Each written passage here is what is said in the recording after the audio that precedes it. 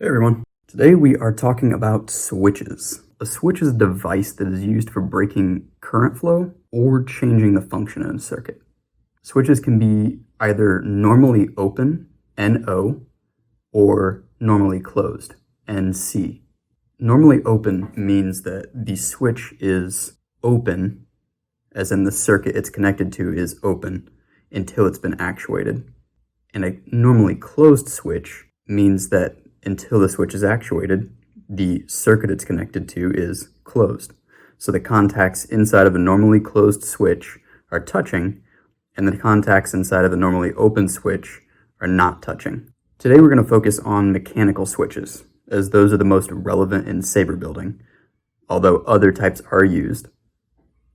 There are many types of switches, and they can be classified by a handful of factors, including method of actuation, number of contacts, the number of pulls and throws, operation and construction, the state of the switch, and then sometimes additional factors depending upon the switch in question. So I'm going to go quickly through each of those factors, and then we're going to look at how that applies to saber building. All right, so method of actuation. On a mechanical switch, that is a manual actuation. And manual just refers to how you have to interact with the switch to change its state. So when you have a switch and you have to manually actuate that switch, that means that you are physically interacting with that switch. So this is a manual actuation. All of these switches here have manual actuation. Contacts are conductive parts inside of the switch that, when connected, are said to be closed, forming a circuit. So a normally closed switch, again, has its contacts touching at all times until you actuate it. A normally open switch would have those contacts separated until you actuate the switch. Depending upon the intended function of a switch, it may have two or sometimes more of those contacts. Pulls and throws can be a bit trickier to grasp, but they're really quite simple if you remember them like this. The word pull describes the number of separate circuits that can be switched, while throws refer to the number of places that switch can direct current to. So basically, breaking that down a little bit further, making it simpler, pulls are the number of incoming terminals, and throws are the number of outgoing terminals. And terminals, that is just the metal pieces on the outside of the switch that you solder your wires to. They are also called legs sometimes, and they go inside of the switch and connect to the contacts.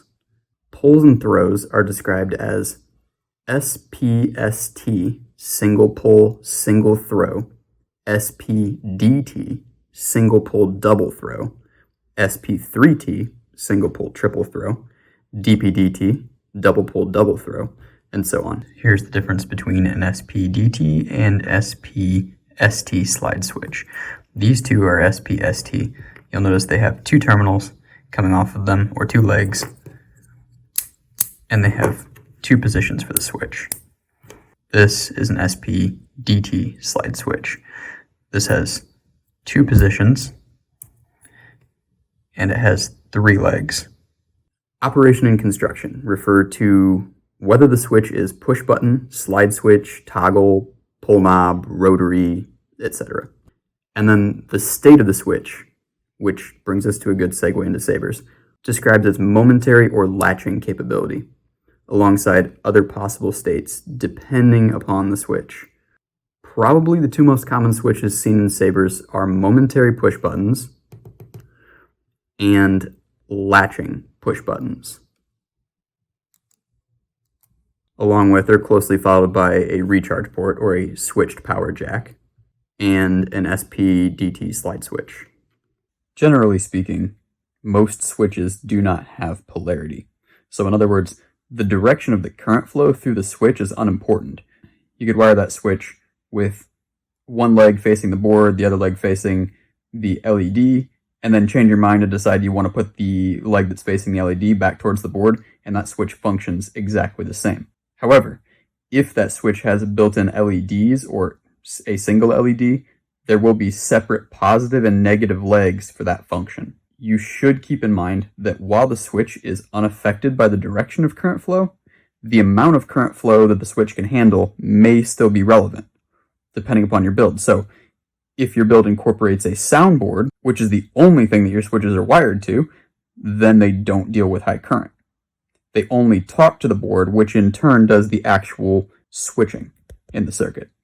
If you have a switchable power jack or recharge port wired to your battery, then it needs to be rated to handle the max amperage its circuit is receiving. Also, if your build is a stunt, in other words, no soundboard, your switches will usually be doing the heavy lifting, so again, make sure they're rated for the full current load of the circuit. So now we're going to look at those 4 common types as well as how they're used in sabers.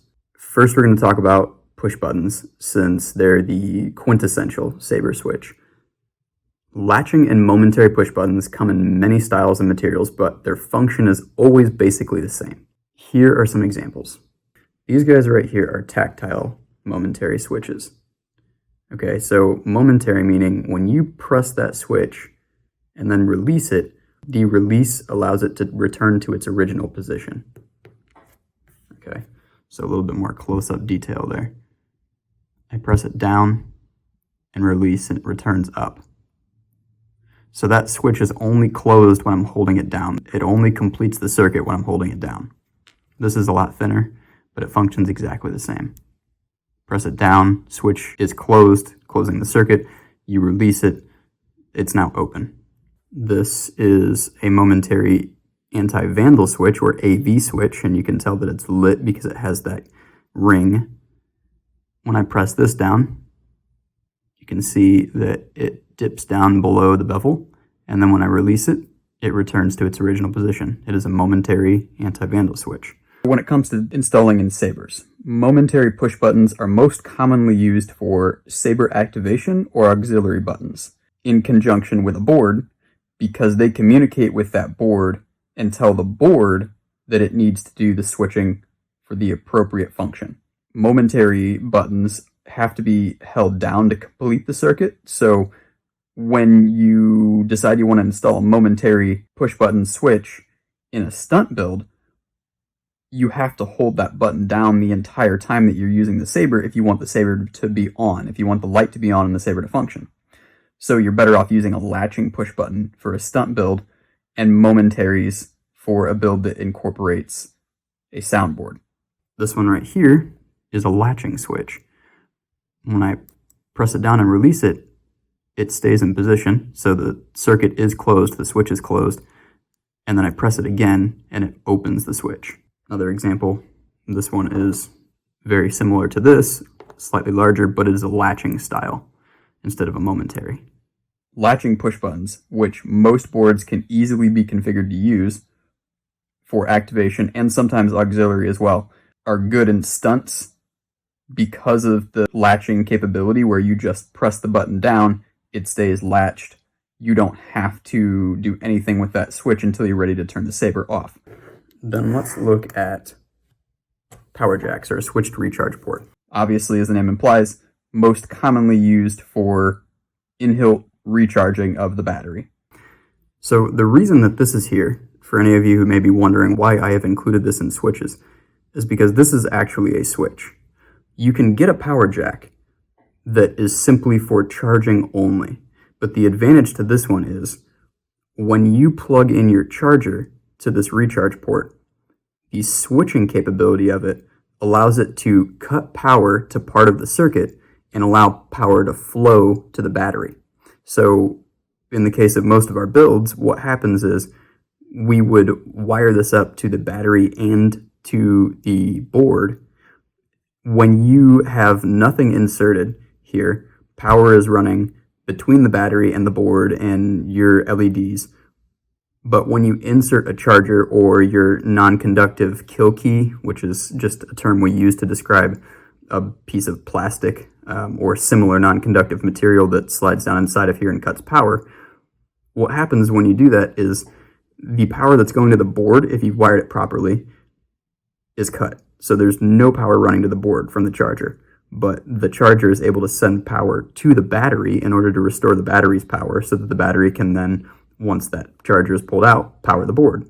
On a typical non-switchable recharge port, you only have 2 contacts. But on a switched recharge port, you have 3 SPDT slide switches. These can be used in place of or in conjunction with a power jack. If you want a way to cut power to your board, your LEDs, the switch can handle that. Some people like to install it in conjunction with a power jack. Some people like to install it in place of a power jack, a lot of times in builds that incorporate a removable battery. And to give a little love to some switches that were not included, here is just a different look at a latching push button switch. So you can see that these switches come with a cap. This is just off of a circuit board that I salvaged. This is a rocker switch. Not typically seen in Sabers, but that doesn't mean you couldn't use one. You'll see these sometimes installed for light switches in a house. They're usually a big flat switch with a little bit of a curve in the center, and they have a rocking style action. The really common house switch is a toggle style. Now, obviously, they don't look like this, but this is a toggle. And then momentary switches. Here is a much larger momentary switch than what we were looking at before, but functions exactly the same way. And here's another tactile momentary switch, but this one is actually a lit switch. And then rotary switches. Obviously, this is out of a stereo that I salvaged from a vehicle. It's got a really nice sound to it. But basically down inside of there, there's a little dial. This is just the face that goes over it to make it look pretty. Here's another example of a rotary switch. Probably one that you've seen more typically on like a kitchen appliance or something. Oh, and yeah, here's a momentary switch. This is a doorbell. All right, guys, that wraps it up for this video.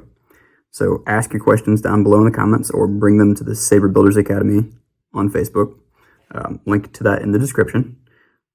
Feel free to ask me any questions here or there and tag me if you need to on Facebook.